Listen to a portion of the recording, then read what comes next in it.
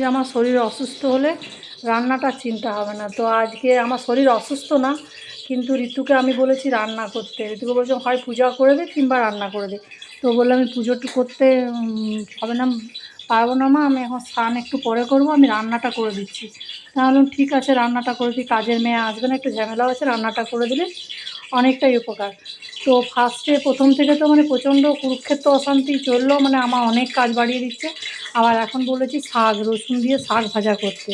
তো কী করেছে দেখো, স্টার্ট হয়েছে, দেখো তেলটা ফুটা, মানে কড়াইটা ধুয়ে পরে কড়াইয়ের মধ্যে 1 কাপের মতো জল আছে, ঠিক আছে, নিয়ে এসে পরে কী করলো, তেলটা এই যে এই তেলটা নিয়ে জলটার সময় তেলটা ঢেলে দিল, জলটাতে শাক ভাজা করবে। বলছে এমনি করে বলো না মা, আমাকে লোকের ঘরে বউ করবে না, বললো তুমি তোমার মায়ের কাছে থাকো। তো আমি জলে তেলে একসঙ্গে কড়াই দিয়েছে না, আমি খানিকটা কান্না মানে আমার কি বলবো, আর খুব লাগছে, অশান্তি লাগছে যে কি বলেছি বাবা রান্না করতে জলে তেলে। আর আঁচটা কমাবার পর একটু ঢাকা দেওয়ার পর জলটা মরলো। এরপর ঋতু এই যে রান্না করছে না, আমাকে ওর সামনে দাঁড়িয়েই থাকতে হবে। লঙ্কা কি, শুকনো লঙ্কা?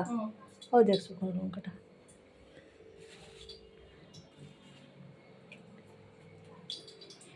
ঠিক আছে, এরপর রান্না কমপ্লিট হওয়ার পর বলবো। তার মাঝের মধ্যে যে যুদ্ধ, যে ঝামেলাটা হবে, মৌখিক যুদ্ধ আর হাতে নিয়ে যুদ্ধ, হস্ত সংগ্রাম যেগুলো হবে ওগুলো পারলে দেখাবো।